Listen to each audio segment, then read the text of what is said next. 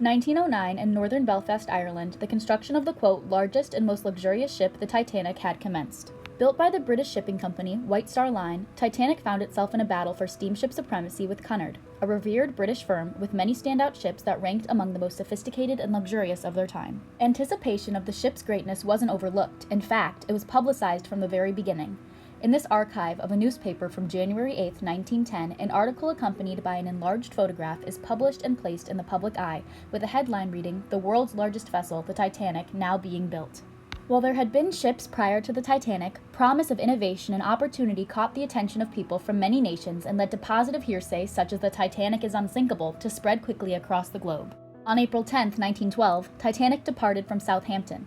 As soon as it departed, there was a small coal fire in one of the bunkers. Coal fires were common on steamships during this time, so engineers deemed it unlikely to be an issue. However, the coal fire soon became so out of control that it forced the crew to attempt a full-speed crossing. However, many weren't aware of this danger because the havoc below deck was merely revealed to the public in a way that made it seem as though there were no mechanical issues, and that the Titanic was simply moving faster to get passengers where they needed to be more efficiently.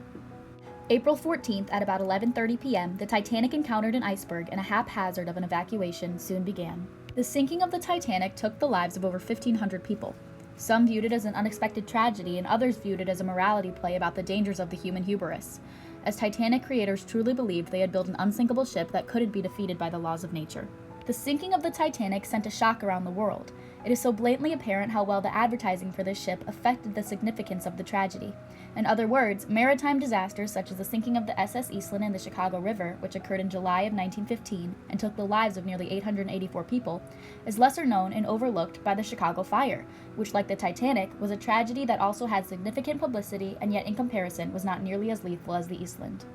Overall, the anticipation and promise of greatness offered by the publicized information on the Titanic affected how significant the sinking of this ocean mammoth would be to our global history.